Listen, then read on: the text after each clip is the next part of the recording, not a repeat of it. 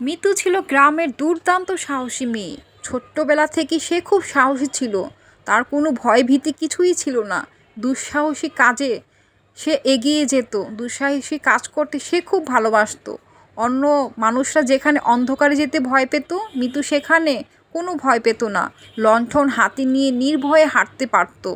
একদিন হঠাৎ করে গ্রামের পাশের জঙ্গলে আগুন লেগে গেল। সবাই আতঙ্কে ছোটাছুটি শুরু করছে।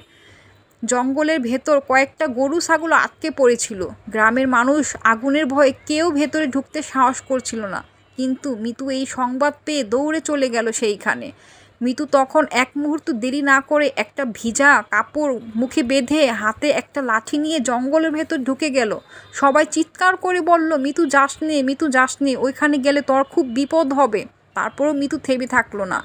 মিতু দৌড়ে চলে গেল জঙ্গলের ভিতর গরু ছাগলকে রক্ষা করার জন্য।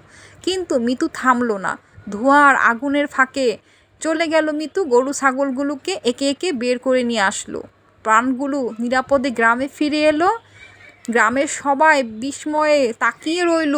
সেদিন সবাই এক বাক্যে বলল, মিতু শুধু সাহসী মেয়ে নয়, আমাদের গ্রামের একজন গর্ব।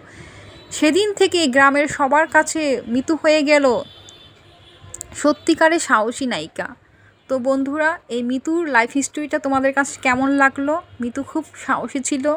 মিতু সাহস করে সব কাজে এগিয়ে যেত, সবার বিপদ আপদে পাশে থাকতো। এটাই ছিল মিতুর একটা ভালো নীতি।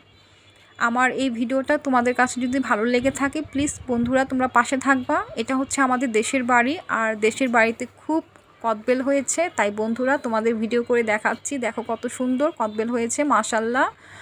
আর প্রত্যেকটা মেয়ে বা ছেলেই যাই হোক, সবার কিন্তু সাহস থাকা উচিত।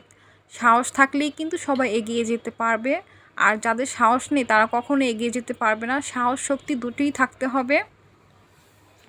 সাহসকেই সব কাজে জয় করতে সাহায্য করে।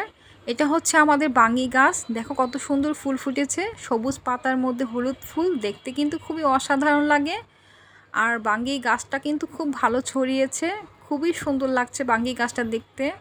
তাই তোমাদের বন্ধুরা আমি শেয়ার করছি তোমাদের সাথে। অনেক সুন্দর হয়েছে বাঙ্গি ফুল, অনেক লতা পাতা ছড়িয়ে গিয়েছে, খুব ভালো লাগছে দেখতে।